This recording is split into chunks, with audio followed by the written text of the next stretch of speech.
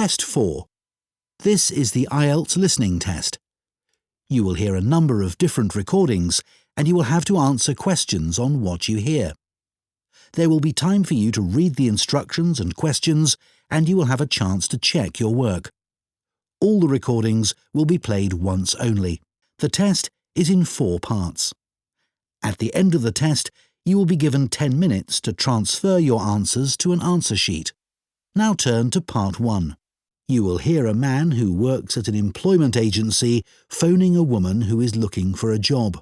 First, you have some time to look at questions 1 to 5. Now listen carefully and answer questions 1 to 5.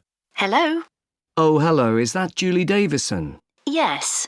This is Greg Preston from the employment agency. We met last week when you came in to inquire about office work. Oh, that's right. Now, we've just had some details come in of a job which might interest you. OK. This is a position for a receptionist. I believe you've done that sort of work before? Yes, I have. I worked in a sports centre for a couple of years before I got married and had the children. Right.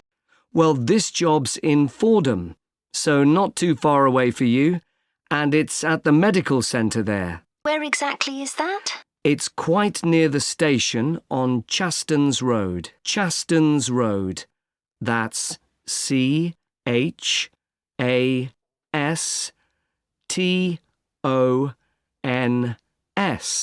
OK, thanks. So what would the work involve?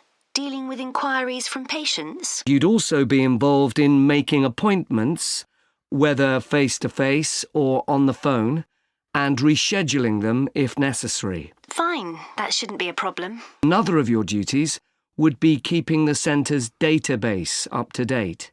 You might have other general administrative duties as well, but those would be the main ones. Before you hear the rest of the conversation, you have some time to look at questions 6 to 10. Listen and answer questions 6 to 10. When the details came in, I immediately thought of you because one thing they do require is someone with experience. You did mention your work at the sports centre when you came in to see us. Yes, in fact I enjoyed that job.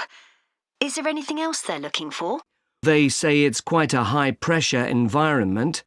They're always very busy, and patients are often under stress, so they want someone who can cope with that and stay calm, and at the same time be confident when interacting with the public. After dealing with 3 children all under 5, I reckon I can cope with that. I'm sure you can. Another thing they mention is that they're looking for someone with good IT skills.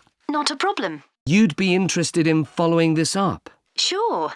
When would it start? They're looking for someone from the beginning of next month. But I should tell you that this isn't a permanent job. It's temporary, so the contract would be just to the end of September. But they do say that there could be further opportunities after that. What would the hours be? Well, they want someone who can start at 7:45 in the morning. Could you manage that? Yes, my husband would have to get the kids up and off to my mother's. She's going to be looking after them while I'm at work. What time would I finish? 1:15. That should work out all right. I can pick the kids up on my way home, and then I'll have the afternoon with them. One thing, is there parking available for staff at the centre? Yes, there is.